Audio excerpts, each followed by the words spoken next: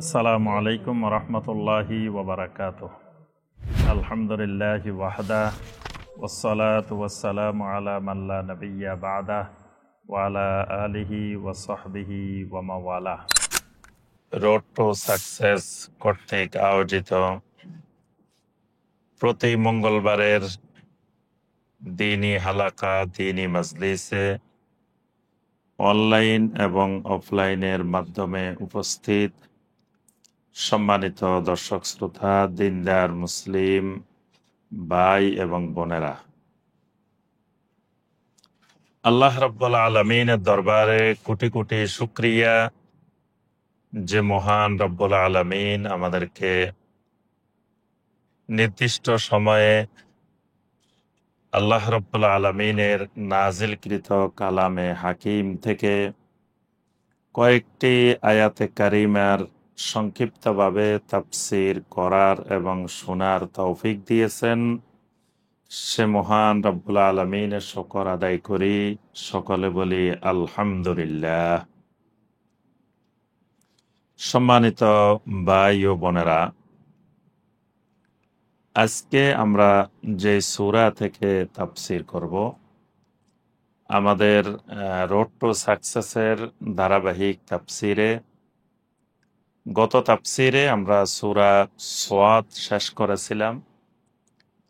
আজকে আমাদের সূরা আজ-জুমারের প্রথম পর্বের তাফসীর হবে ইনশাআল্লাহ। সূরা আজ-জুমার এই সূরাটি কোরআনে কারিমের গুরুত্বপূর্ণ একটি সূরা। এই সূরাটি মাক্কি সূরা। নবী সাল্লাল্লাহু আলাইহি ওয়াসাল্লামের হিজরতের আগে আল্লাহ রাব্বুল আলামিন এই সূরাটি নাজিল করেন। সূরা আজ-জুমার, এই যে জুমার শব্দটা, এটি এই সূরার ৭১ নম্বর আয়াত, এরপরে ৭৩ নম্বর আয়াত। এখানে এই শব্দটা আল্লাহ রাব্বুল আলামিন ব্যবহার করেছেন। আল্লাহ সুবহানাহু ওয়া তাআলা বলছেন, ওয়াসিকাল্লাযীনা কাফারু ইলা জাহান্নামা সুমারা। পরের আয়াতে বলছেন ৭৩ নম্বর আয়াতে, ওয়াসিকাল্লাযীনা তাকাউ রাব্বাহুম ইলাল জান্নাতি যুমারা। প্রথমে জাহান্নামীদের কথা বলা হয়েছে, তারপরে জান্নাতীদের কথা বলা হয়েছে। প্রথমে আল্লাহ সুবহানাহু ওয়া তাআলা বলছেন, ওয়াসিকাল্লাযীনা কাফারু ইলা জাহান্নামা যুমারা। যারা কুফরি করেছিল তাদেরকে হাকিয়ে নিয়ে যাওয়া হবে জাহান্নামের দিকে, যুমারা, দলবদ্ধভাবে। মানে গরুর পাল, ছাগলের পাল যেভাবে নিয়ে যাওয়া হয়, এরকম দলবদ্ধভাবে একটা বড় পালের মতো, সংঘবদ্ধ একটি পালের মতো করেই তাদেরকে হাঁকিয়ে নিয়ে যাওয়া হবে জাহান্নামের দিকে। আবার জান্নাতীদের ব্যাপারে আল্লাহ পাক এই শব্দটা বলছেন, ওয়াসিকাল্লাযীনা তাকাউ রাব্বাহুম ইলাল জান্নাতি যুমারা। যারা তাদের রবের তাকওয়া অবলম্বন করে তাদেরকেও আল্লাহ রাব্বুল আলামিন সেদিন জান্নাতের দিকে নিয়ে যাবেন যুমারা, দলে দলে, দলবদ্ধভাবে। তো এই যে দুই জায়গায় আল্লাহ রাব্বুল আলামিন যুমারা শব্দ ব্যবহার করছেন, সেই যুমারা থেকে এই সূরাটির নাম সূরা আজ-জুমার। এটি এমন একটি সূরা যে সূরায় জুমারের ব্যাপারে আল্লাহ পাক আলোচনা করেছেন। এই সূরার আলোচনার বিষয়বস্তু, মূল বিষয়বস্তু আল্লাহ রাব্বুল আলামিনের তাওহীদ।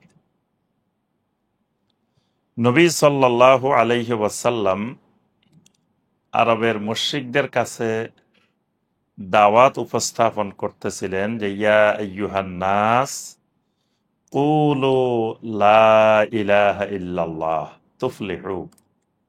হে মানুষেরা, তোমরা লা ইলাহা ইল্লাল্লাহ বলো। তুফলিহু, এটা বললেই তোমাদের দুনিয়াও সফল হবে, আখিরাতও সফল হবে।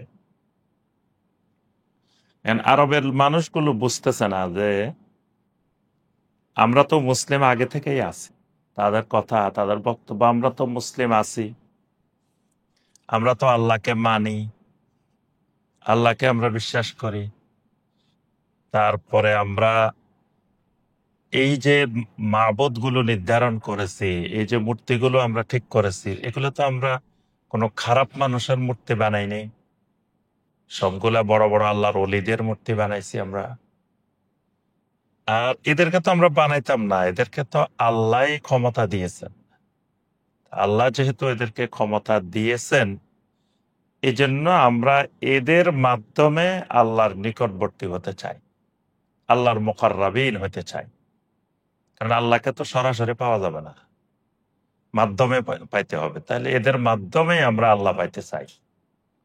তাইলে মানে যারা তখন শিরিক করতেছিল, তাদের শিরিকের উদ্দেশ্য আল্লাহকে পাওয়া, মানে আল্লাহকে পাওয়ার জন্য শিরিক করতেছে। আল্লাহর মুকাররাবিন, নৈকট্যপ্রাপ্ত বান্দা হওয়ার জন্য শিরিক করতেছে। এখানে এই যে ৩ নম্বর আয়াতে এই মহা গুরুত্বপূর্ণ সত্য কথাটা আল্লাহ রাব্বুল আলামিন ওই মুশরিকদের কথাটা আল্লাহ পাক এখানে তুলে ধরেছেন, যেটা কিয়ামত পর্যন্ত কাজে লাগবে। আজও সমগ্র পৃথিবীতে যারা শিরিক করে, আল্লাহকে পাওয়ার জন্য শিরিক করে। আমাদের দেশে সমাজে যারা কবরে সাজদা করে, তারপরে কবরে বিভিন্ন রং বেরঙের অনুষ্ঠান করে, কবরবাসীর কাছে ছায়, তারপরে কবরবাসীর কাছে মোরাকাবা করে, সবগুলোর উদ্দেশ্য কিন্তু আল্লাহকে পাওয়া। খারাপ উদ্দেশ্যে তারা এগুলা করে না, উদ্দেশ্য ভালো। তো নবী সাল্লাল্লাহু আলাইহি ওয়াসাল্লামের যুগের মুশরিকদেরও উদ্দেশ্য ছিল ভালো, এবং কি উদ্দেশ্যে তারা এই শিরিক করত সেটা আল্লাহ পাক এখানে বর্ণনা করেছেন। শিরকের আরো কিছু ধরন এই সূরা জুমারের মধ্যে আল্লাহ রাব্বুল আলামিন বর্ণনা করেছেন। পাশাপাশি আল্লাহ পাক বান্দাদেরকে তাওহীদের দিকে আহ্বান করেছেন। জান্নাত জাহান্নামের কিছু বর্ণনা আল্লাহ রাব্বুল আলামিন তুলে ধরেছেন। এগুলোই সূরা জুমারের আলোচনার বিষয়বস্তু। অন্যান্য সূরা একটু ব্যতিক্রম ভাবে শুরু হয়, কিন্তু এই সূরা জুমার একটু আলাদাভাবে আরেক পদ্ধতিতে শুরু হয়েছে। অন্যান্য সূরা শুরুতে একটা নরমাল ভূমিকা থাকে, কোনোটা হুরুফে মুকাত্তাআত দিয়ে,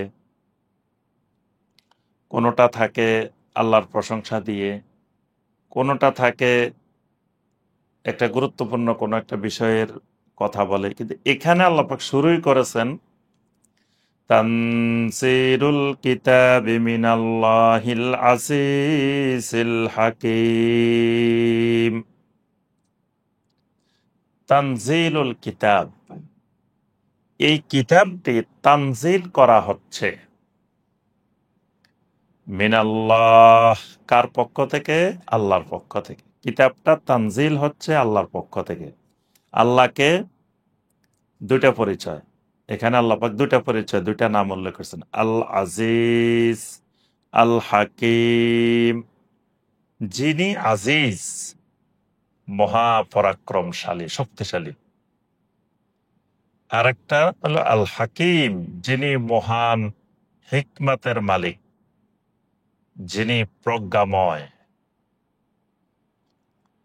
তাহলে এখানে এক বাক্যে এক আয়াতে অনেকগুলো প্রশ্নের জবাব। প্রথম হলো তানজিল। তানজিল শব্দের মধ্যে অনেকগুলো প্রশ্নের জবাব। তাদের আরবের মুশরিকদের কথা আমরা তো শুনছি, এর আগেও কত আসমানি কিতাব নাজিল হয়েছে। মানে ওরা কিন্তু এক এক সময় এক এক কথা বলতো। কোনো সময় বলতো যে কিতাব নিয়ে আসলে ফেরেশতা নিয়ে আসবে, মানুষে আনবে কেন? আল্লাহ যদি কিতাবে নাজিল করতে চান তা আল্লাহ ফেরেশতা একজন পাঠাই দিতেন।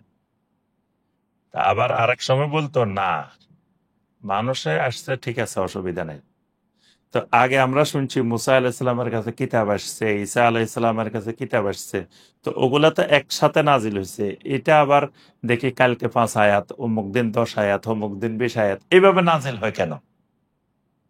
আল্লাহ পাকে যেন বলছেন তানজিলুল কিতাব, এই কিতাবের বৈশিষ্ট্যই হলো এটা তানজিল, মানে এনজাল এবং তানজিল।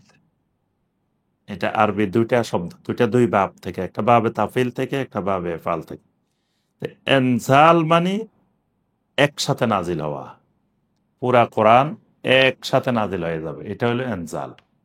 তানজিল হলো পর্যায়ক্রমে 23 বছরে আস্তে আস্তে আস্তে আস্তে নাজিল হবে, এটা হলো তানজিল।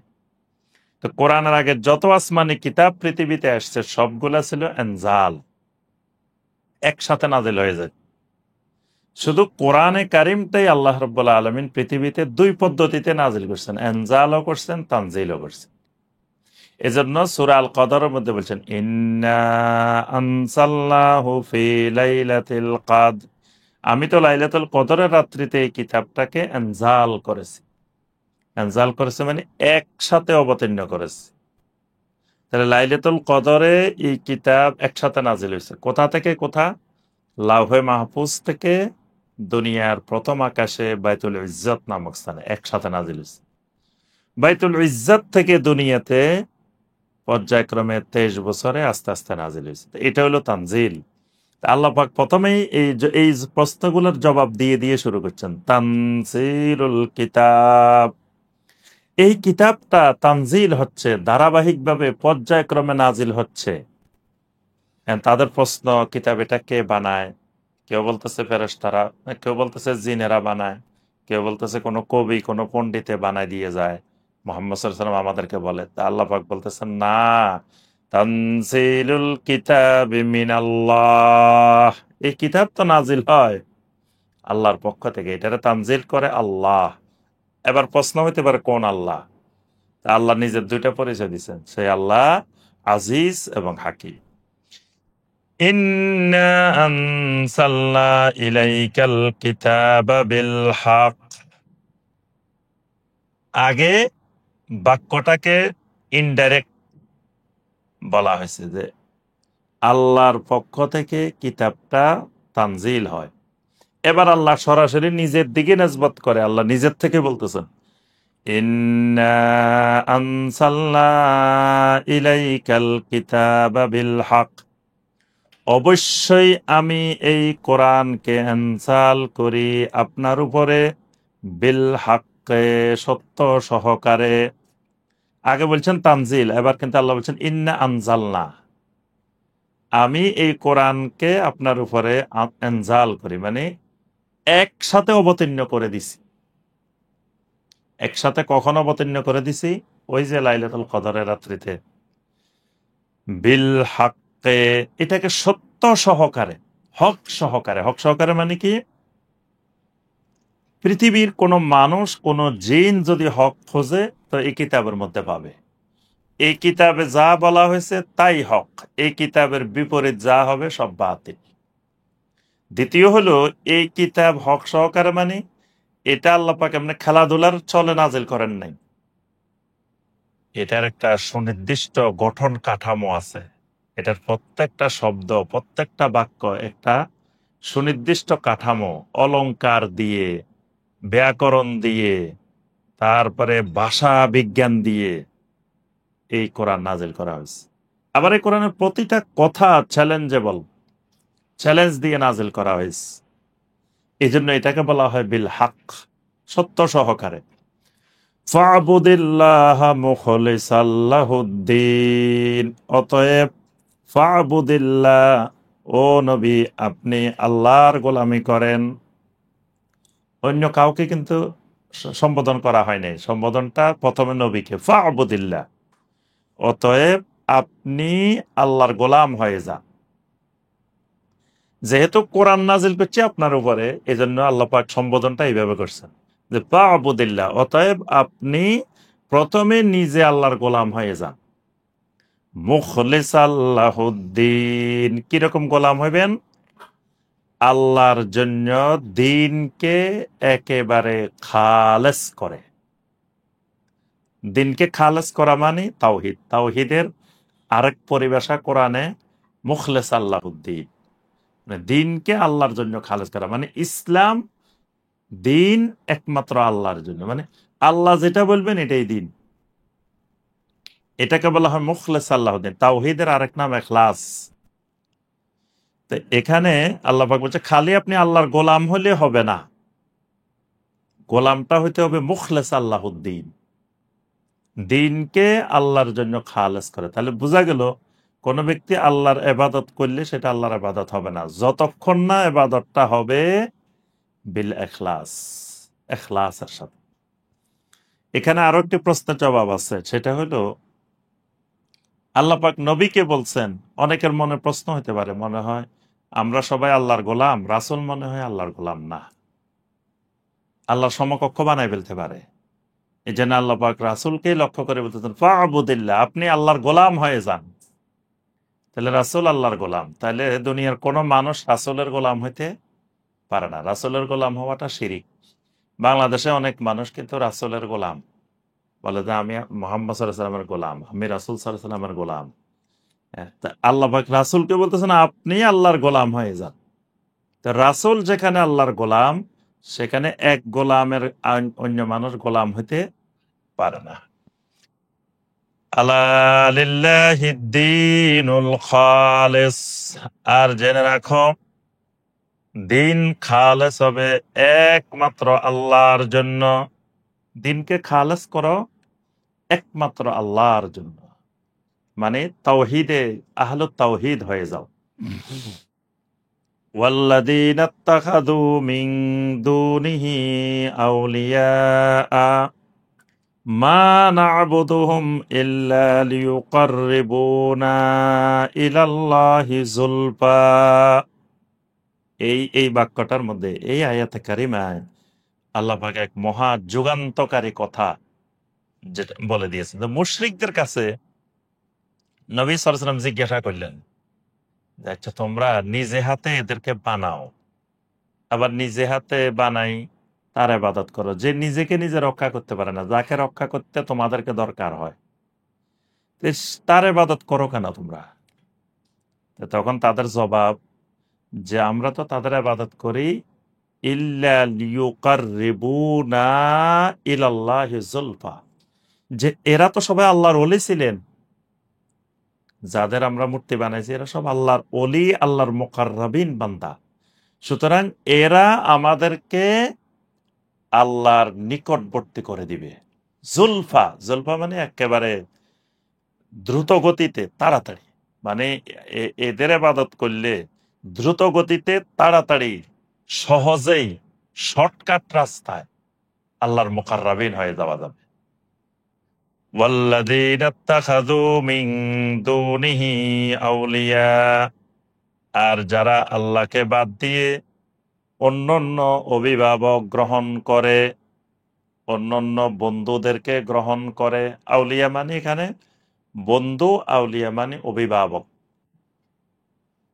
মা না'বুদুহুম ইল্লা লিয়ুকাররিবুনা ইলাল্লাহি যুলফা, তারা বলে আমরা তো তাদের ইবাদত করি একমাত্র এই জন্যই যে তারা আমাদেরকে সহজভাবে দ্রুত গতিতে আল্লাহর নিকটবর্তী করে দিবে।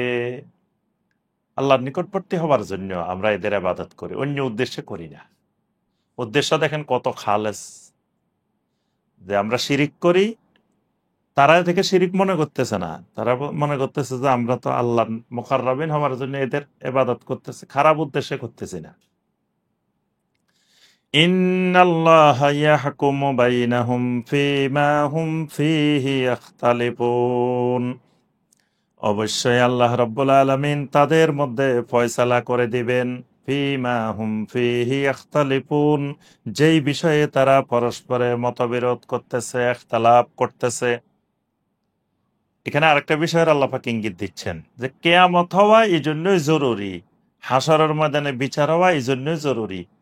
এই যে মানুষগুলা শিরিক করতেছে, আবার নবী সাল্লাল্লাহু আলাইহি সাল্লাম এটা থেকে তাদেরকে দূরে থাকতে বলতেছেন।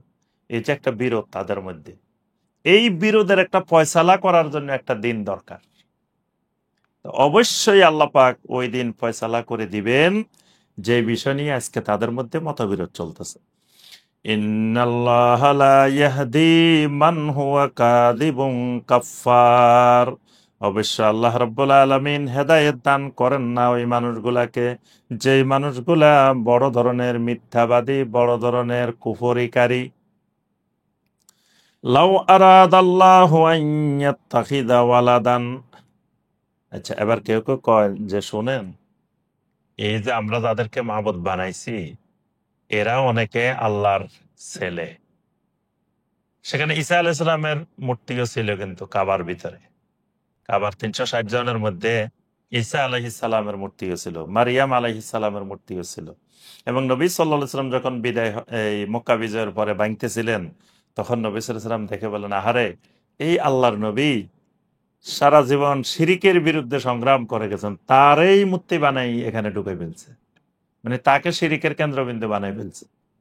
তা এখন আল্লাহ বলছেন, লাউ আরাদাল্লাহু আন ইয়াত্তাখিযা ওয়ালাদান, যদি আল্লাহ রাব্বুল আলামিন চাইতেন সন্তান সন্ততি গ্রহণ করবেন, লাস্তফা মিম্মা ইয়াখলুকু মা ইয়াশা, তিনি যাকে চান, যাকে চাইতেন তার মধ্য থেকে, ওই সৃষ্টি জগতের মধ্য থেকে তিনি বানিয়ে নিতে পারতেন। তিনি অবশ্যই মনোনীত করতে পারতেন মিম্মা ইয়াখলুকু, যা তিনি সৃষ্টি করেছেন সেখান থেকে, মা ইয়াশা, যাকে ইচ্ছা। আল্লাহ চাইলে যাকে ইচ্ছা তাকে সন্তান হিসাবে গ্রহণ করে নিতে পারতেন। সুবহানাহু, অথচ আল্লাহ হলেন সুবহান, তিনি পুত পবিত্র। ওয়াল্লাহুল ওয়াহিদুল কাহ্হার, তিনি হলেন ওই আল্লাহ যিনি ওয়াহিদ, যিনি কাহ্হার। কিয়ামতের ময়দানে আল্লাহর প্রথম পরিচয় হবে আল ওয়াহিদুল কাহ্হার। আসমান জমিন সবকিছুকে আল্লাহ পাক হাতের মুঠোয় নিয়ে বলবেন, লিমানিল মুলকুল ইয়াউম, বলো দেখি আজকের দিনের রাজত্ব মালিকানা কার। কোনো দিক থেকে কোনো আওয়াজ নাই, কথা নাই, আল্লাহর পক্ষ থেকে তখন আওয়াজ হবে, লিল্লাহিল ওয়াহিদিল কাহ্হার। আজকের দিনের মালিকানা, ক্ষমতা, সার্বভৌমত্ব একমাত্র ওই আল্লাহর, যিনি ওয়াহেদ, যিনি এক, যিনি কাহ্হার, যিনি মহারাগান্বিত, যিনি মহাপ্রভাবশালী, ক্ষমতাশালী। খলাকাস সামাওয়াতি ওয়াল আরদা বিল হক, ওই আল্লাহ আসমান আর জমিনও সৃষ্টি করেছেন বিল হককে, সত্য সহকারে। কোরআন যেমন নাজিল করছেন বিল হককে, সত্য সহকারে, আসমান জমিনও আল্লাহ সৃষ্টি করেছেন সত্য সহকারে। সত্য সহকারে মানে এই আসমান আর জমিনের দিকে তাকাইলে হক খুঁজে পাওয়া যাবে, আল্লাহকে খুঁজে পাওয়া যাবে। কারণ আসমান আর জমিন সবকিছু যে সুনিয়ন্ত্রিত ভাবে পরিচালিত হয়, একজন যদি গভীরভাবে চিন্তা করে যে এই সূর্যটা প্রতিদিন একই টাইমে, একইভাবে, একই পদ্ধতিতে আজকে এই সেপ্টেম্বর মাসের 9 তারিখে ঢাকা শহরে যত মিনিটে সূর্যটা উঠছে, আবার যত মিনিটে সূর্যাস্ত হবে, এই হাজার হাজার বছর ধরে এই 1 সেকেন্ড আগেও হয় নাই, 1 সেকেন্ড পরেও হয়নি। এই 9 সেপ্টেম্বর এই একই সময় উঠা, একই সময় ডুবা।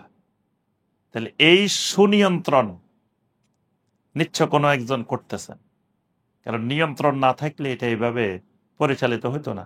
তাহলে এখানে আল্লাহকে খুঁজে পেয়ে যাবে, হক খুঁজে পাবে। এটা আসমান জমিন সৃষ্টি হক সহকারে। আরেকটা হলো, আসমান জমিনকে খেলাধুলার জন্য আল্লাহ সৃষ্টি করে না, যে কতক্ষণ খেলাধুলা করে পরে চাইলেও বাঙ্গি ফেলবেন, বাঙ্গি চুরি বাড়ি চলে যাবেন। এখন ওরা মামার বাড়ির আবদার, বলে যে কেয়ামত আনে দেখাই দাও। তা আল্লাহ এমনি ওরা চাইছে, আর আল্লাহ কেয়ামত করাই দিবেন, এই উদ্দেশ্যে আল্লাহ আসমান জমিন সৃষ্টি করেন নাই। ইউকাব্বিরুল লাইলা আলান নাহারি ওয়া ইউকাব্বিরুন নাহারা আলাল লাইল, তিনি তো রাত্রিকে ডেকে ফেলান দিন দিয়ে, দিনকে ডেকে ফেলান রাত দিয়ে। এই যে একসময় সূর্য ডুবে 6টা 50 মিনিটে, আবার সেই সূর্য কমতে কমতে কমতে চলে আসে 5টা 10 মিনিটে। এই যে 5টা 10 মিনিট থেকে 6টা 50। তো বছরের কোনো সময় দিন থাকে, কোনো সময় রাত থাকে। সকালবেলায় সূর্য উদয়, যে 1-1.5 ঘন্টা বাড়ে কমে। তাহলে এই যে যিনি রাতের মধ্যে দিন ঢুকান, দিনের মধ্যে রাত ঢুকান, একটা দিয়ে আরেকটাকে ডেকে দেন।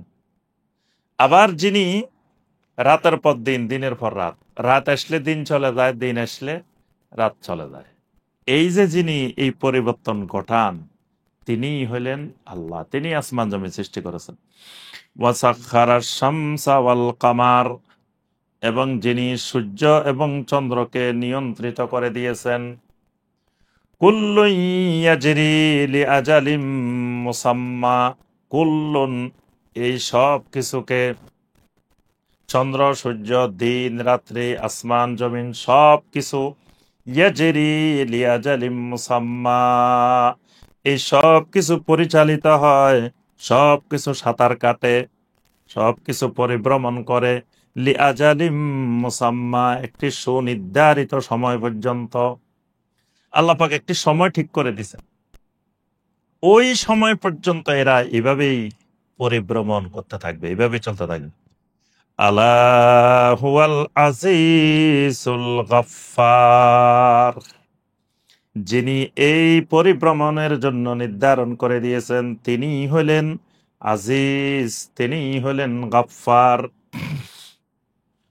খলাকাকুম মিন নাফসিন ওয়াহিদা, তিনি তোমাদেরকে সৃষ্টি করেছেন একটি মাত্র নফস থেকে, আদম আলাইহিস সালাম থেকে। নফসে ওয়াহিদা আদম আলাইহিস সালাম। সুম্মা জাআলা মিনহা যাওজাহা, অতঃপর ওই নফসে ওয়াহিদা থেকে তার জোড়া সৃষ্টি করলেন, হাওয়া আলাইহিস সালামকে সৃষ্টি করলেন। ওয়া আনজালা লাকুম মিনাল আনআমি সামানিয়াতা আজওয়াজ, এরপরে তোমাদের জন্য চতুষ্পদ জন্তুর ভিতর থেকে 8 জোড়া সৃষ্টি করে দিলেন। চতুষ্পদ জন্তুর ভিতর থেকে 8 জোড়া। 8 জোড়াটা কি? আনআম, আনআম বা চতুষ্পদ জন্তু হলো আপনার ইবিল, বাকার, গানাম, মানে উট, গরু, ছাগল, বেড়া, 4 রকম। এই 4 রকমের মধ্যে পুরুষ আছে, নারী আছে, 8 রকম। এই 8টাকে আল্লাহ বলছে সামানিয়াতা আজওয়াজ, যে চতুষ্পদ জন্তুর মধ্যে আল্লাহ পাক তোমাদের জন্য 8 জোড়া, মানে 8 ধরনের প্রাণী, মানে এই সবগুলো চতুষ্পদ জন্তু, কিন্তু এর মধ্যে 8টা জোড়া তোমাদের জন্য সৃষ্টি করে দিয়েছে। ইয়াখলুকুকুম ফি বুতুনি উম্মাহাতিকুম খালকাম মিন বাদি খালকিন ফি যুলুমাতিন সালাস। আল্লাহ রাব্বুল আলামিন বলেন, বান্দা তুমি কি তোমার সৃষ্টির ব্যাপারে চিন্তা করে দেখেছো? ইয়াখলুকুকুম, তিনি তোমাদেরকে সৃষ্টি করেন, ফি বুতুনি উম্মাহাতিকুম, তোমাদের মায়ের পেটের মধ্যে, খালকাম মিন বাদি খালকিন, এক সৃষ্টির পরে আরেক সৃষ্টি, ফি যুলুমাতিন সালাস, 3টি কঠিন অন্ধকারের ভিতরে।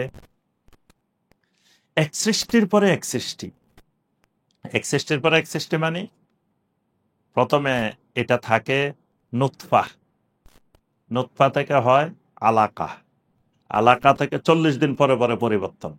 প্রথম শুক্রবিন্দু, শুক্রবিন্দু থেকে আলাকা মাংসপিণ্ড, মাংসপিণ্ড থেকে মোদকা, এবার একটা গোশতের টুকরা, তারপরে হয় মোদগা থেকে লাহমা, লাহমা থেকে এজামা, এজামা থেকে হয় খালকানা আখার, আর একটা নতুন সৃষ্টিতে রূপ লাভ করে।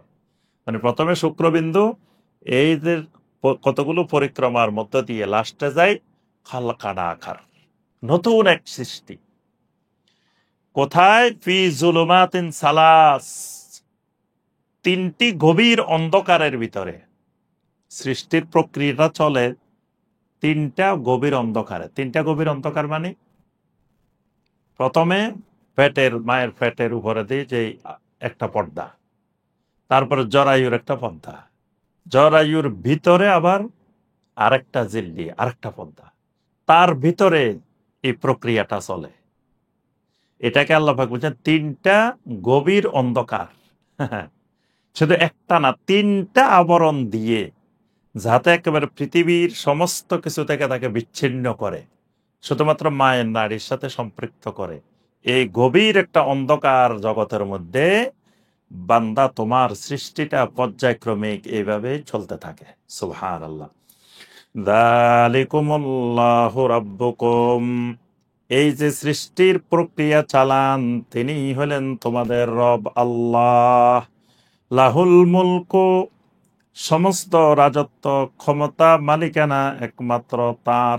লা ইলাহা ইল্লাহু, অতএব তিনি ছাড়া সত্য আর কোনো তোমাদের মাবুদ নাই।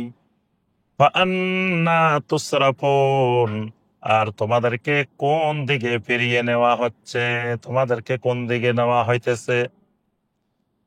ইং তাকফুরু, যদি তোমরা আল্লাহকে না মানো, আল্লাহর প্রতি কুফরি করো, আল্লাহকে অস্বীকার করো, ফাইন্নাল্লাহা গানিয়্যুন আনকুম, আল্লাহর কিছু যায় আসে না, আল্লাহ তোমাদের থেকে অভাব মুক্ত। মানে আল্লাহকে না মানলে আল্লাহর কোনো অসুবিধা নেই। মনে করিও না যে আমরা পৃথিবীর মানুষ যদি আল্লাহকে না মানে আল্লাহর মনে ক্ষমতা কমে যায়। তা আল্লাহ বলছেন, ইন তাকফুরু, যদি তোমরা কুফরি করো, না মানো, অস্বীকার করো, ফাইন্নাল্লাহা গানিয়্যুন আনকুম, অবশ্যই আল্লাহ রাব্বুল আলামিন তোমাদের থেকে সম্পূর্ণরূপে মুক্ত। ওয়ালা ইয়ারদা লিইবাদিহিল কুফরা, আর তিনি তার বান্দার কুফরির প্রতি কখনো সন্তুষ্ট হন না। মানে বান্দা কুফরি করলে আল্লাহ ওই কুফরির প্রতি কখনো সন্তুষ্ট হন না। ওয়া ইন তাশকুরু ইয়ারদাহু লাকুম, যদি তোমরা আল্লাহর শুকর আদায় করো, শুকর গুজারি করো, আল্লাহ তোমাদের প্রতি সন্তুষ্ট হবেন। সুবহানাল্লাহ। ওয়ালা তাজিরু ওয়াজিরাতুন বিজরা উখরা, জেনে রাখো তোমাদের একজনের বোঝা আরেকজনের উপরে চাপানো হবে না। আল্লাহ পাক কিয়ামতের ময়দানে তোমাদের একজনের গুনাহের বোঝা আরেকজনের উপরে চাপিয়ে দিবেন না। সুম্মা ইলা রাব্বিকুম মারজিউকুম ফায়ুনাব্বিউকুম বিমা কুনতুম তা'মালুন, অতঃপর তোমাদেরকে তোমার রবের দিকেই প্রত্যাবর্তন করতে হবে, আর তোমার রব তখন তোমাদেরকে যা আমল করেছিলে সেটা সম্পর্কে জানিয়ে দিবেন, খবর দিবেন। ইন্নাহু আলিমুম বিদাতিস সুদূর, তিনি হলেন তোমাদের অন্তরের ভিতরে যা কিছু আছে এই সব কিছুর ব্যাপারে তিনি মহাজ্ঞানী। ওয়াইদা মাসাল ইনসানা দুররুন দাআ রাব্বাহু মুনিবান ইলাইহি সুম্মা ইযা খাওয়ালাহু নি'মাতাম মিনহু নাসিয়া মা কানা ইয়াদউ ইলাইহি মিন ক্বাবল। আল্লাহ রাব্বুল আলামিন বলেন, ওয়াইদা মাসাল ইনসানা দুররুন, যখন মানুষকে কোনো অনিষ্টতা পেয়ে বসে, মানুষের যখন কোনো বিপদ আপদ আসে, কোনো মুসিবত আসে, দাআ রাব্বাহু, তখন সে তার রবকে ডাকতে থাকে। বিপদ আসলে তার রবকে ডাকে। কেমনে ডাকে? মুনিবান ইলাইহি, একেবারে আল্লাহর দিকে একনিষ্ঠ হয়, পরিপূর্ণরূপে আল্লাহমুখী হয়ে আল্লাহকে ডাকতে থাকে, আল্লাহ আমাকে বাঁচান, আল্লাহ রক্ষা করেন। সুম্মা ইযা খাওয়ালাহু নি'মাতাম মিনহু, যখন আল্লাহ রাব্বুল আলামিনের পক্ষ থেকে নিয়ামত আসে, ওই বিপদটা আল্লাহ দূর করে দেন। নাসিয়া মা কানা ইয়াদউ ইলাইহি মিন ক্বাবলু, আগে যে আল্লাহকে ডাকছিলেন সেই ডাকের কথা আবার ভুলে যায়। আল্লাহ রাব্বুল আলামিন বিপদটা দূর করে দেওয়ার পরে ইতিপূর্বে আল্লাহকে যেভাবে ডাকছিল সেই ডাকের কথা সে ভুলে যায়। ওয়াজআলা লিল্লাহি আনদাদান, এবার আল্লাহর সমকক্ষ নির্ধারণ করা শুরু করে দেয়, মানে শিরিক করা শুরু করে। লিয়ুদিল্লা আন সাবিলিহি, আল্লাহর রাস্তা থেকে বিচ্যুত হওয়ার উদ্দেশ্যে। কুল তামাত্তা বিকুফরিকা কলিলান ইন্নাকা মিন আসহাবিন নার, রাসূল আপনি বলেন, তামাত্তা বিকুফরিকা কলিলান, তোমার কুফরি নিয়ে অল্প কিছু সময় উপভোগ করতে থাকো। ইন্নাকা মিন আসহাবিন নার, এই কুফরের কারণে তুমি জাহান্নামের অধিবাসী হবে। আম্মান হুয়া কানিতুন আনা আল-লাইলি সাজিদান ওয়া কাইমান ইয়াহদারুল আখিরাহ ওয়া ইয়ারজু রাহমাত রাব্বি। এই দুই মানুষ কি কোনোদিন সমান হতে পারে? আম্মান হুয়া কানিতুন, যে একান্ত রূপে অনুগত, আনা আল্লাইলে, রাত্রির বিশাল অংশ জুড়ে, সাজেদান, সেজদা সহকারে, ওয়া কায়িমান, কিয়াম সহকারে। মানে যেই লোকটা সারা রাতের বিশাল অংশ আল্লাহকে সেজদা করে, আল্লাহর প্রতি কিয়াম করে, এই লোক কি কখনো সমান হইতে পারে? ইয়াহদারুল আখিরাতা, এবং আখেরাতকে ভয় করে, ওয়াইয়ারজু রহমাত রব্বিহি, এবং তার রবের রহমত প্রত্যাশা করে। যে তার রবের রহমত চায়, আখেরাতের কে ভয় করে, সারা রাত আল্লাহর দরবারে দাঁড়িয়ে থাকে, একান্ত অনুগত হয়, কতক্ষণ সাজদা করে, কতক্ষণ কিয়াম করে। তা আল্লাহ রাব্বুল আলামিন বলেন, এই লোকের সমকক্ষ কি এই পৃথিবীর অন্য কেউ হইতে পারে? কুল হাল ইয়াস্তাবিল্লাযীনা ইয়ালামুনা ওয়াল্লাযীনা লা ইয়ালামুন। রাসূল, আপনি তাদেরকে জিজ্ঞাসা করেন, যেই লোক জানে, যার এলেম আছে, আর যে জানে না, এলেম নাই, দুইজন কি কখনো সমান হতে পারে? ইন্নামা ইয়াতাযাক্কারু উলুল আলবাব। এই কথাগুলো থেকে শুধু ওই মানুষেরাই উপদেশ গ্রহণ করে যে মানুষগুলো উলুল আলবাব, যে মানুষগুলো জ্ঞানী, যাদের মধ্যে বুদ্ধি আছে, বিচক্ষণতা আছে। কুল ইয়া ইবাদিল্লাযীনা আমানু ইত্তাকু রাব্বাকুম। রাসূল, আপনি বলুন, ইয়া ইবাদি, হে আমার বান্দারা, আল্লাযীনা আমানু, কোন বান্দারা? যারা ঈমান এনেছো, ঈমানদার বান্দারা। ইত্তাকু রাব্বাকুম, তোমরা তোমাদের রবকে ভয় করো। হে ঈমানদাররা, তোমরা তোমাদের রবকে ভয় করো। বিরতি। জি, তোমরা তোমাদের রবকে, ওই রবকে ভয় করো।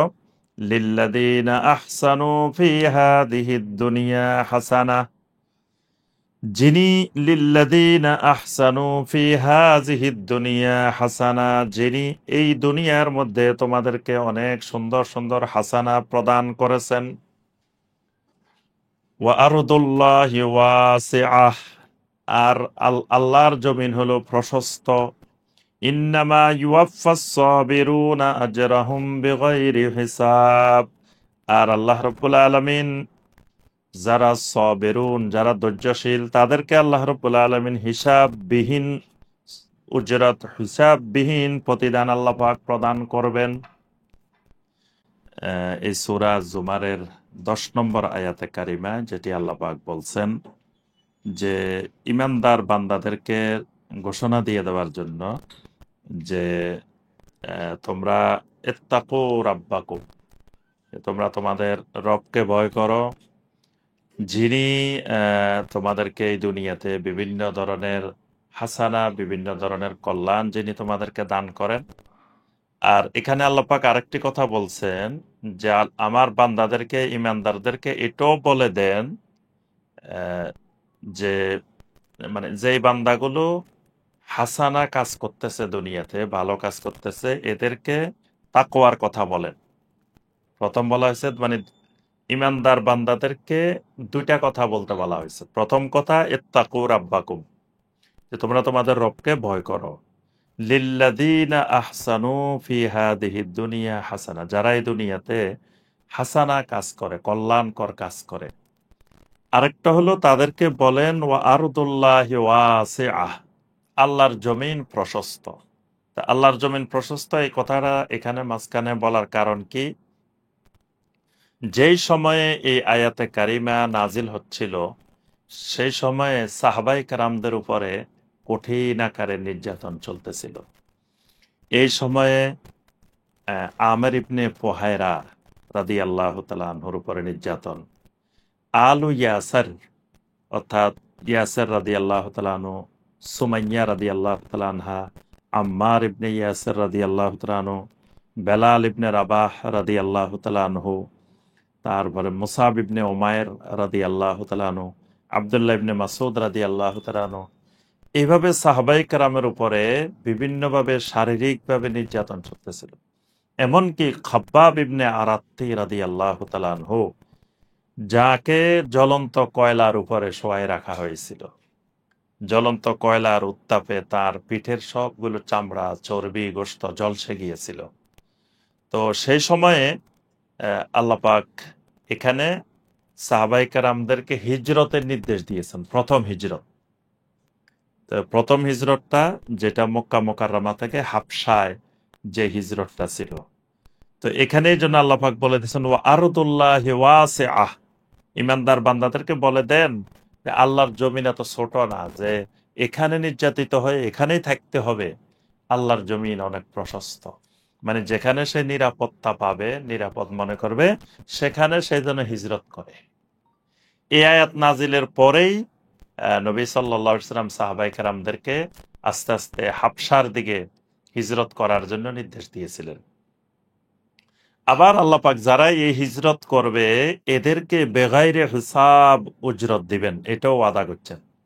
এজন্য আল্লাহ পাক বলছেন ইন্নামা ইউওয়াফাস সাবিরুনা আজরাহুম বিগাইরি হিসাব, বেগাইরে হিসাব, হিসাববিহীন উজরত দিবেন সাবিরুনদেরকে। সাবিরুন কারা? এই যে কঠিন নির্যাতন চলতেছে যে সাহাবীদের উপরে, এরা যদি সবর ধরে থাকে। এই জন্য নবী সাল্লাল্লাহু আলাইহি সাল্লাম যখন দেখতেন যে ইয়াসার রাদিয়াল্লাহু তাআলা আনহু, আম্মার ইবনে ইয়াসার রাদিয়াল্লাহু তাআলা আনহু, সুমাইয়া রাদিয়াল্লাহু তাআলা আনহা, এই আলু ইয়াসারের উপরে যখন নির্যাতন চলছিল, আল্লাহ রাসূল সাল্লাল্লাহু আলাইহি সাল্লাম পাশ দিয়ে যাচ্ছিলেন, আর যাওয়ার সময় বলতেছেন সবরান আলু ইয়াসির ইন্না মাউইদাকুমুল জান্নাহ, হে ইয়াসিরের পরিবার, সবরান, সবর ধরো, সবর ধরো, ফাইন্না মাউইদাকুমুল জান্নাহ, কারণ তোমাদের জন্য আল্লাহ জান্নাতের ওয়াদা দিয়েছে। সুবহানাল্লাহ। তো এখানে এই যে আল্লাহ পাক সাবিরুন, সবর ধরতে বলছেন কাদেরকে? ওই যে ইমানদাররা বর্তমানে নির্যাতিত হচ্ছে, এরা যদি সবর ধরে আল্লাহ পাক তাদেরকে বেগাইরে হিসাব উজরত দান করবেন। সুবহানাল্লাহ। কুল ইন্নী উমিরতু আন আ'বুদাল্লাহা মুখলিসাল লাহুদ্দিন, আর রাসূল আপনি ঘোষণা দেন ইন্নী উমিরতু আন আ'বুদাল্লাহা মুখলিসাল লাহুদ্দিন, ইন্নী উমিরতু, আমাকে আদেশ দেওয়া হয়েছে, আন আ'বুদাল্লাহ, যেন আমি আল্লাহর গোলামি করি, যেন আমি একমাত্র আল্লাহর ইবাদত করি। কিভাবে? মুখলিসাল লাহুদ্দিন, দ্বীনকে একমাত্র আল্লাহর জন্য খালেস করে। ওয়া উমিরতু লিআন আকুনা আউওয়ালাল মুসলিমিন, আমাকে এটাও নির্দেশ দেওয়া হয়েছে যেন আমি প্রথম মুসলিম হয়ে যাই। আউওয়ালুল মুসলিমিন মানে মুসলিমদের মধ্যে এক নম্বর হয়ে যাই। তো মুসলিমদের মধ্যে এক নম্বর মানে কি? মানে আল্লাহ রাব্বুল আলামিনের সামনে এমন ভাবে আমি আত্মসমর্পণ করি যেন পৃথিবীর মধ্যে যত আত্মসমর্পণকারী আছে সব আত্মসমর্পণকারীর এক নম্বর আমি, সবার আগে আমি। কুল ইন্নী আখাফু ইন আসাইতু রাব্বি আযাবা ইয়াউমিন আযীম, রাসূল আপনি এটাও বলে দিন আমি আশঙ্কা করি, ভয় করি, ইন আসাইতু রাব্বি, যদি আমি আমার রবের নাফরমানি করি, আযাবা ইয়াউমিন আযীম, সেই মহান দিনের আযাবকেও ভয় করি।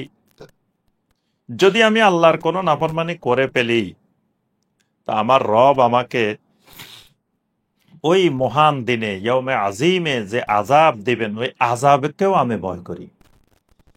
কুলিল্লাহা আ'বুদু মুখলিসাল লাহু দীনি, রাসূল আপনি আরো ঘোষণা দেন আল্লাহ আ'বুদু, আল্লাহ, আ'বুদু আমি যার ইবাদত করি, মানে এখানে আবুদুল্লাহ না বলে, এটা আরবি ব্যাকরণের একটা বিষয়, মানে আল্লাহ হওয়ার কথা পরে আবুদুল্লাহ, কিন্তু আবুদুল্লাহ না বলে আল্লাহ আবুদু, আল্লাহকে আগে আনা। ওই বিষয়টাকে তাকিদ দেওয়ার জন্য, জোরালোভাবে বোঝানোর জন্য এইভাবে আরবিতে ব্যবহার করা হয়। এজন্য প্রথমে বলা হয়েছে আল্লাহ আবুদু, আমি একমাত্র শুধুমাত্র তারই ইবাদত করি। কিভাবে? মুখলিসাল্লাহু দীনি, তার জন্য আমার দিনকে খালেস করে, মানে আমার আনুগত্য, দিন মানে এমন আনুগত্য যেই আনুগত্য আমি শুধু তার জন্যই করি, এইভাবে খালেস করে তার ইবাদত করি। ফা'বুদু মা শি'তুম মিন দুনিহ, অতএব তোমরা আল্লাহকে বাদ দিয়ে যাকে ইচ্ছা তার ইবাদত করো।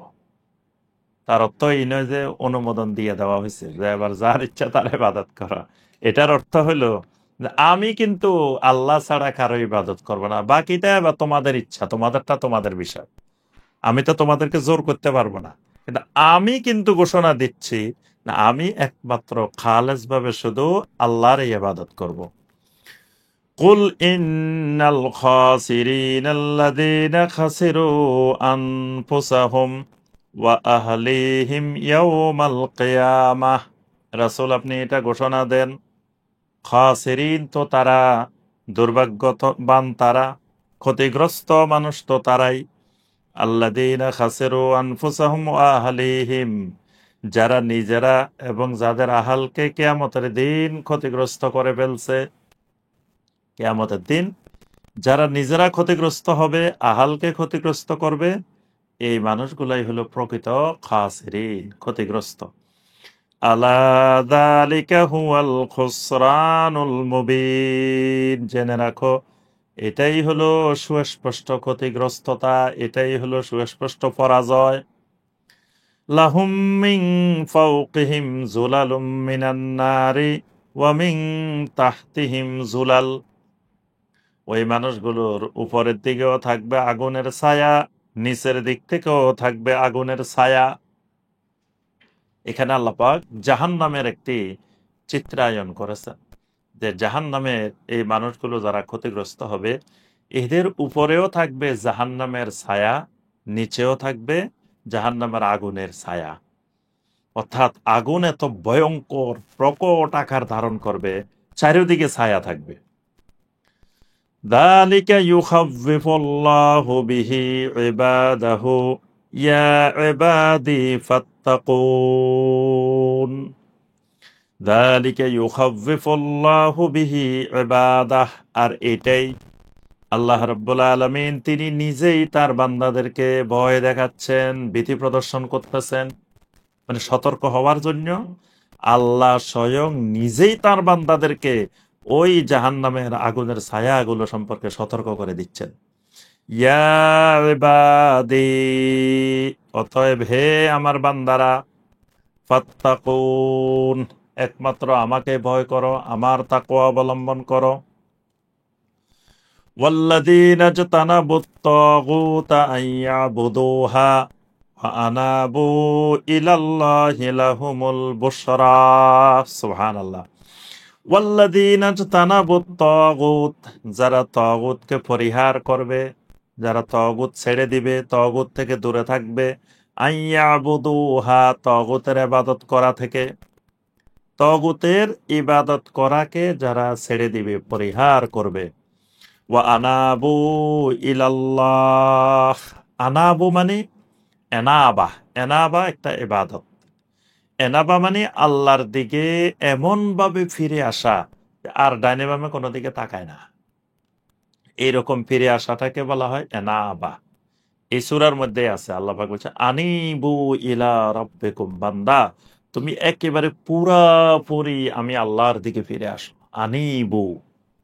তো এখানে আল্লাহ পাক বলছেন যারা তাগুতের ইবাদত পরিহার করবে, তাগুতের ইবাদত থেকে দূরে থাকবে এবং আমি আল্লাহর দিকে একনিষ্ঠভাবে পরিপূর্ণরূপে প্রত্যাবর্তন করবে, লাহুমুল বুশরা, এই মানুষগুলোর জন্য সুসংবাদ।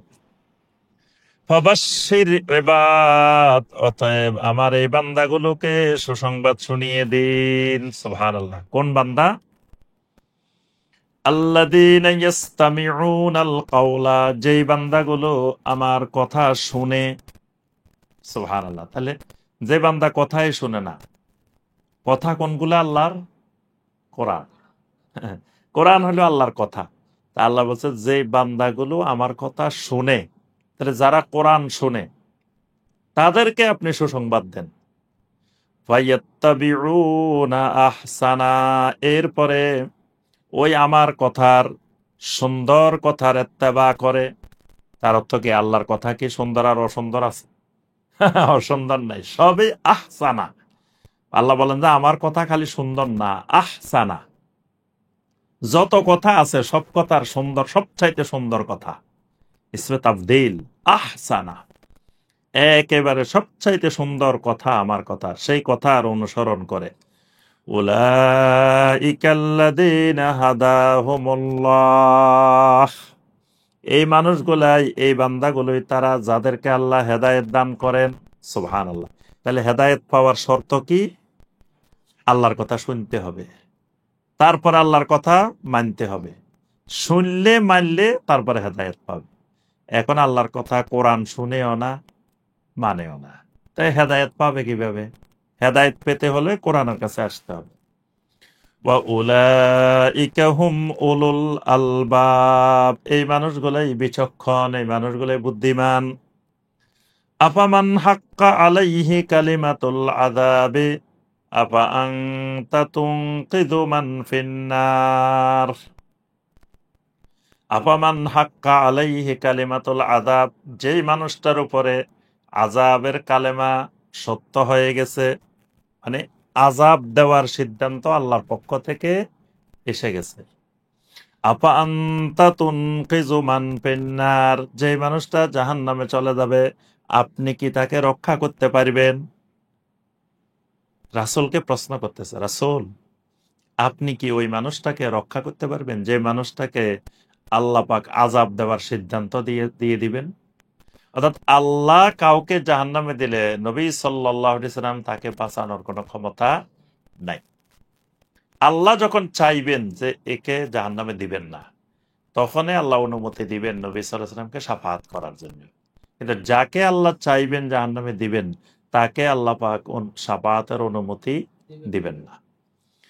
লাকিনিল্লাযীনা তাকাউ রাব্বাহুম, যে মানুষগুলো তাদের রবকে ভয় করে, তাকওয়া অবলম্বন করে, লাহুম গুরাফুম মিন ফাওকিহা গুরাফুম মাবনিয়াতুন, তাদের জন্য আছে এমন এমন কক্ষ। কোথায়? মিন ফাওকিহা, উপরের দিকে, গুরাফুম মাবনিয়া, একেবারে তৈরিকৃত সুসজ্জিত কক্ষসমূহ। মাবনিয়া মানে একবারে রেডি করা। এদের জন্য আছে তাদের উপরে প্রস্তুত করা সুন্দর আকর্ষণীয় কক্ষসমূহ, মানে জান্নাত। জান্নাতের আরেকটা সিফাত আল্লাহ পাক বর্ণনা করছেন, যে এটা হলো গোরাফুম মাবনিয়া, কক্ষগুলা সব সাজানো। মানে আমরা যাবো তখন আল্লাহ সাজাবেন এরকম না, এখনই সাজায় রাখা হয়েছে। এটা হলো গোরাফুম মাবনিয়া।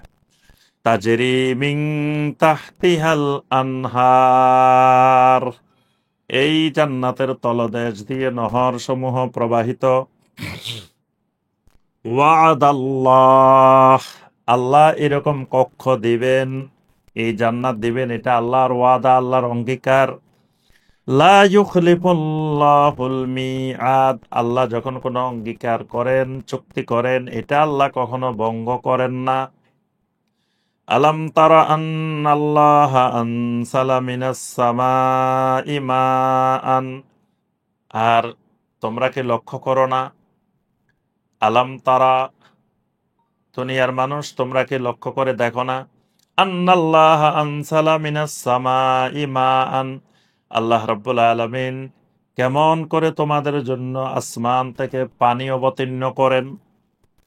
ফাসালাকাহু ইয়ানাবিআ ফিল আরদে, এরপরে জমিনের মধ্যে নদী সাগর তিনি নির্ধারণ করে দেন।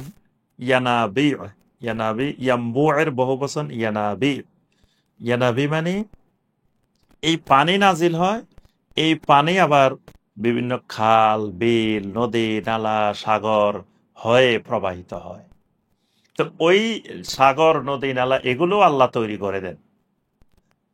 সুম্মা ইউখরিজু বিহি যারআম মুখতালিফান আলওয়ানু, এরপরে ওই পানি দিয়ে বিভিন্ন রং বেরঙের শস্য ফসল তিনি জমিন থেকে বের করে দেন। সুম্মা ইয়াহিজু ফাতারাহু মুসফাররা, এরপরে আস্তে আস্তে এটা পরিপক্ক হয়। প্রথম কাঁচা থাকে, সবুজ থাকে, যখন পরিপক্ক হয় ফাতারাহু মুসফাররা, এবার দেখো যে এটা হলুদ হয়ে গেছে, এটার আবার আল্লাহ পাকেই হলুদ বানায় দেন। সুম্মা ইয়াজআলুহু হুতামা, এরপরে আবার এটাকে ভুসি বানাই দেন। মানে হলুদ হওয়ার পরে ধান কেটে ফেলার পরে অবশিষ্ট যেটা থাকে এটা আবার পচে যায়, নষ্ট হয়ে যায়, এটাকে বলা হয় হুতামা। আবার আল্লাহ পাক এটাকে নষ্ট করে দেন। ইন্না ফি যালিকা লাযিকরা লিউলিল আলবাব, অবশ্যই এর মধ্যে কঠিন বড় আকারের শিক্ষণীয় বিষয় আছে, যে যারা বুদ্ধিমান, যারা বিচক্ষণ তাদের জন্য। মানে তারা এই ফসলগুলোর দিকে তাকালেই তাদের জীবনটা সম্পর্কে বুঝতে পারে যে আমার জীবনও এরকম। এক সময় শৈশব, আস্তে আস্তে এটা যৌবনে রূপ লাভ করে, আবার এটা আস্তে আস্তে বার্ধক্যে চলে আসে, আবার এক সময় এটা নিঃশেষ হয়ে যায়। আপামাং শারাহাল্লাহু সাদরাহু লিল ইসলামি ফাহুয়া আলা নূরিম মির রাব্বিহ, ওই ব্যক্তির সমান আর কে হইতে পারে যে ব্যক্তির বক্ষকে আল্লাহ ইসলামের জন্য প্রশস্ত করে দিয়েছেন, উন্মুক্ত করে দিয়েছেন।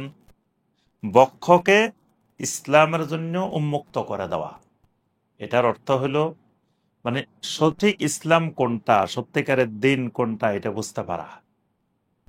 এটা একটা আলাদা শক্তি, আলাদা একটা পাওয়ার, এটা আল্লাহ প্রদত্ত দান। এটাই হলো যিনি হয়তো দেখা গেছে বড় আলেম না, বড় জ্ঞানী না, কোরআনের জ্ঞানও এত বেশি নেই, হাদিসের জ্ঞানও এত বেশি নেই, কিন্তু সত্যিকারের ইসলাম কোনটা এটা বুঝে।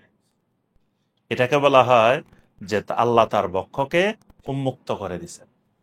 আল্লাহ পাক নবী সাল্লাল্লাহু আলাইহি ওয়াসাল্লাম বলেছেন, আলাম নাশরাহ লাকা সদরাক, আমি কি আপনার বক্ষকে উন্মুক্ত করে দিই নাই? এটা নবী সাল্লাল্লাহু আলাইহি ওয়াসাল্লাম নবুয়তের আগের কথা বুঝাইছেন, যে নবুয়তের আগে তখন আপনার কাছে ওহী আসতো না, সরাসরি জিবরাইল আসতো না, কিন্তু আপনি হক কোনটা তখনও বুঝতেন। নবী সাল্লাল্লাহু আলাইহি ওয়াসাল্লাম কখনো মূর্তি পূজা করেন নাই, সবাই মূর্তি পূজা করছে। আল্লাহ রাসূল মূর্তির প্রতি ঘৃণা সে জন্ম থেকে শুরু করে। সবাই জানা ব্যভিচারের সাথে জড়িত হয়েছে, নবী সাল্লাল্লাহু আলাইহি ওয়াসাল্লাম কখনো জড়িত হন নাই। সবাই আপনার বিভিন্ন ধরনের অপকর্ম, ওই জাহেলিয়াতের সমাজে নবী সাল্লাল্লাহু আলাইহি ওয়াসাল্লাম কোনোদিন জীবনে একটা মদ, একটা মাদক, এক ডোক মাদক নবী সাল্লাল্লাহু আলাইহি ওয়াসাল্লাম জীবনে মুখে দিয়ে দেখেন নাই, অথচ সেটা মাদকের সমাজ। এই যে এখানে তিনি সরাসরি জিবরাইল আসেন না, ওহী আসেন না, কোরআন নাজিল হয় নাই, কিন্তু তিনি সব বুঝতেছেন। এটা হলো আলাম নাশরাহ লাকা সদরাক। তারপর ওই হাদিসটা যে নবী সাল্লাল্লাহু আলাইহি ওয়াসাল্লামের ওফাতের পরে যখন যাকাত অস্বীকারীরা যাকাত অস্বীকার করলো, আবু বকর রাদিয়াল্লাহু আনহু সবাইকে ডাকলেন। ওমর রাদিয়াল্লাহু আনহু বলছেন যে না, তাদের বিরুদ্ধে কিছু করার দরকার নেই। একটা হলো আমরা আছি খুব বিপদে, এখন রাসূল নাই আমাদের সামনে, আমরা এখন কঠিন বিভিন্ন ধরনের বিপদের মোকাবেলা, একটা হলো বন্ড নবীদের মোকাবেলা করার লাগতেছে, আরেকটা হলো যারা মোরতাদ তাদের বিরুদ্ধে আমাদের মোকাবেলা করতে হইতেছে। তো এই জায়গায় যদি আমরা যাকাত অস্বীকারীদের বিরুদ্ধেও যদি জিহাদ করতে যাই তাহলে কঠিন হয়ে যাবে। দ্বিতীয়ত, এরা তো সলাৎ কায়েম করে, ইমানও আছে, সলাৎ কায়েম করে, এরা সাক্ষ্য দিচ্ছে আল্লাহ ছাড়া কোনো মাবুদ নাই, মুহাম্মদ সাল্লাল্লাহু আলাইহি ওয়াসাল্লাম আল্লাহ রাসূল। কেমন করে আমরা তাদের বিরুদ্ধে জিহাদ করতে পারি? তখন আবু বকর রাদিয়াল্লাহু তাআলা আনহু বলে উঠলেন যে ওয়াল্লাহি লাউ মানাউনি ইনাকান মা ইউআদ্দুনাহু ইলা রাসূলিল্লাহি সাল্লাল্লাহু আলাইহি ওয়াসাল্লাম লাকাতালতু মাআহু। আল্লাহর কসম, আল্লাহ রসুলকে তারা যে পরিমাণ জাকাত দিত, সেখান থেকে যদি আমাকে একটা ছাগলের রশি পরিমাণ জাকাতও কম দেয়, আমি আবু বকর তাদের সাথে লড়াই করব। ওমর রাদিয়াল্লাহু তাআলা আনহু বলেন, ফাআরিফতু আন্নাহুল হক, আমি বুঝতে পারলাম এটাই হক। ওয়া শারাহাল্লাহু সাদরা আবি বকর, সেদিন আমরা বুঝতে পারলাম আল্লাহ পাক আবু বকরের বক্ষটাকে উন্মুক্ত করে দিছে। সুবহানাল্লাহ। কারণ আবু বকর আমাদের মধ্যে সবচেয়ে নরম মানুষ, আমি ছিলাম কঠিন মানুষ, আজকে আমি হয়ে গেছি নরম।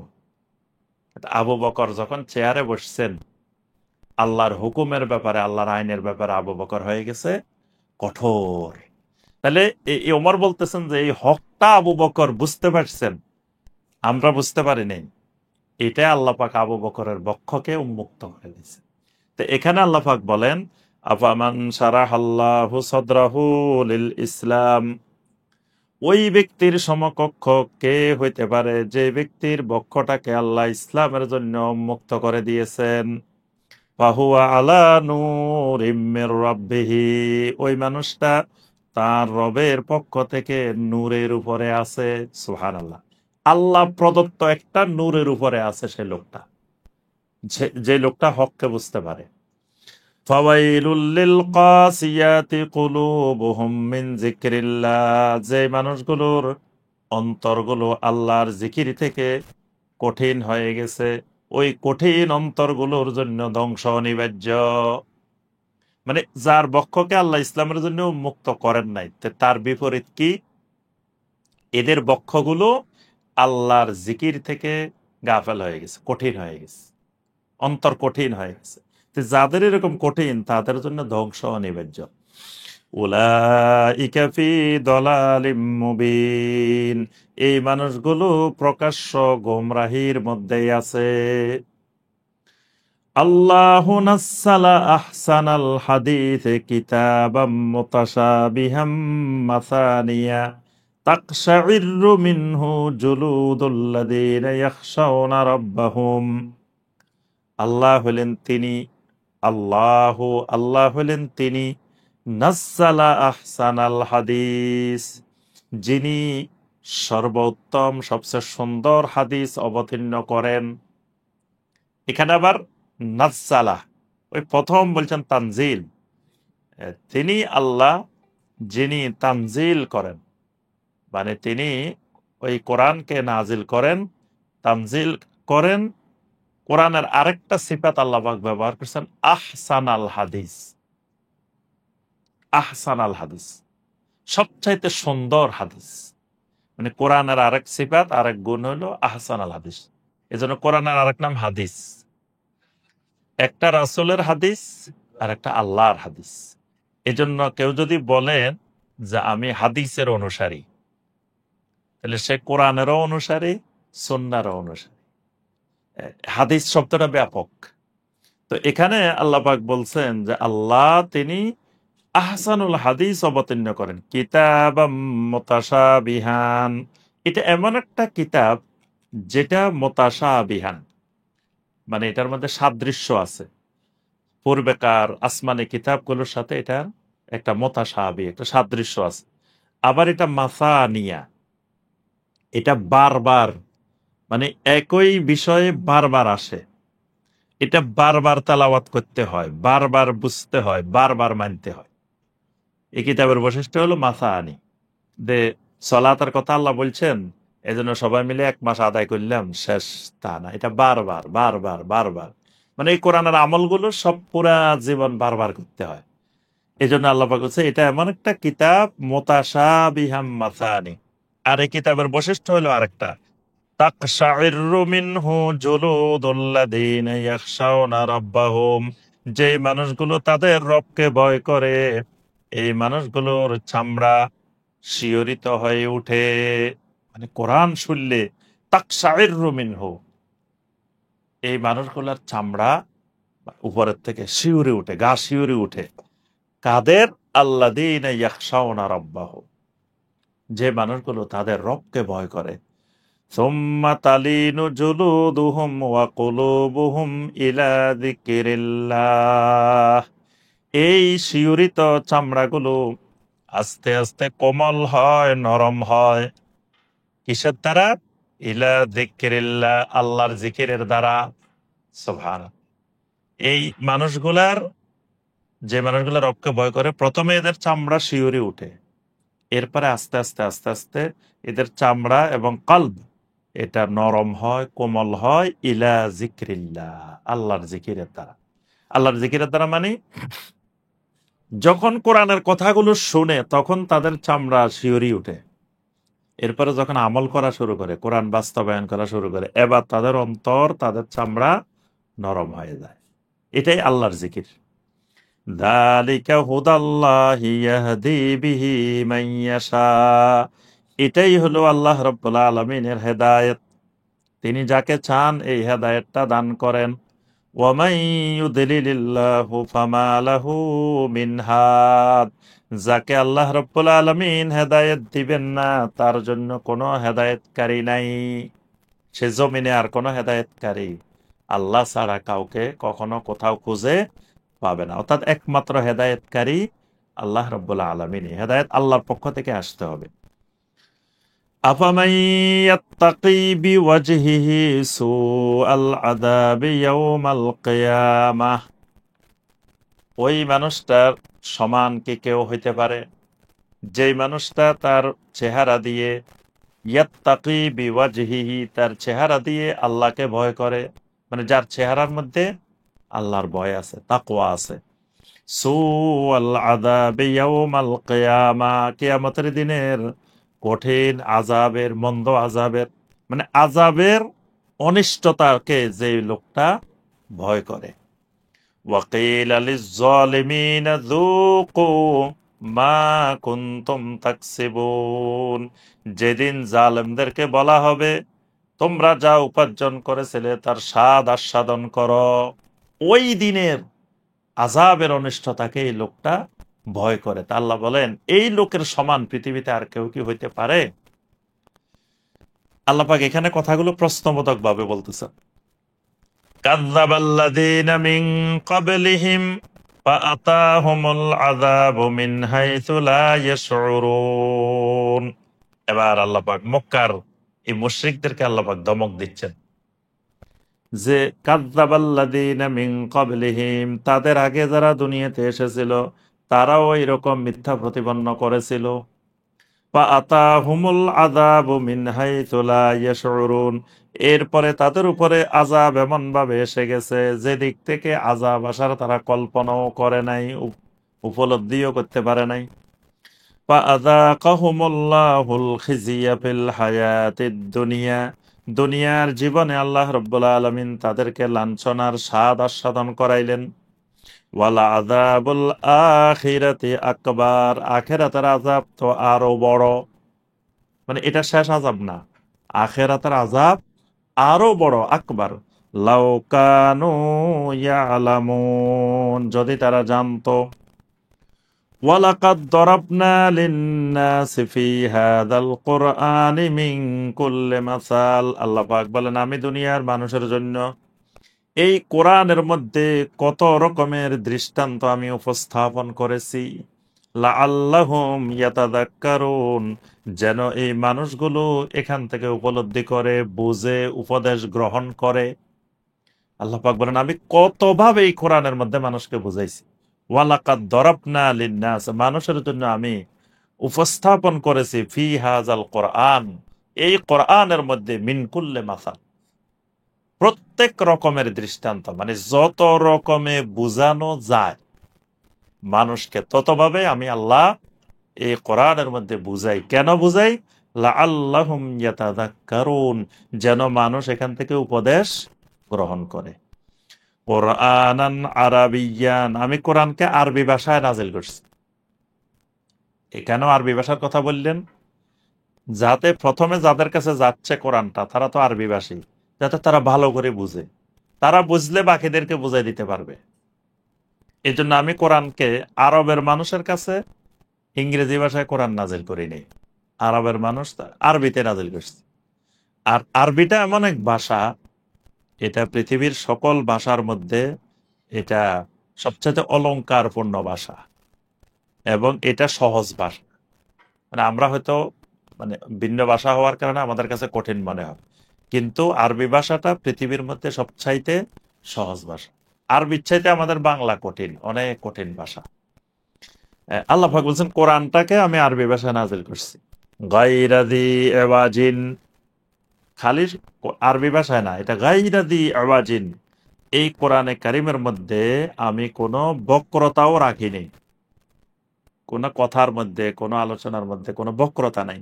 লাআল্লাহুম ইয়াত্তাকুন, যাতে ওই মানুষগুলো আমি আল্লাহকে ভয় করতে পারে, তাকওয়া অর্জন করতে পারে। সম্মানিত ভাই ও বোনেরা, আল্লাহ রব্বুল আলমিন আমাদের সবাইকে কোরআনে কারিমের এই আয়াতগুলোকে বোঝার, জানার, মানার আল্লাহ পাক তৌফিক দান করুন, যাতে এই আরবি কোরআন, যে কোরআনে কোনো বক্রতা নাই, কোরআন আল্লাহ পাক যে উদ্দেশ্যে নাজিল করেছেন, আমরা যেন কোরআন থেকে তাকওয়া অবলম্বন করতে পারি। আল্লাহ পাক সেই তৌফিক দান করুন। কোরআনে কারিমের সাথে আমাদের সম্পর্ক গভীর করার আল্লাহ পাক তৌফিক দান করুন।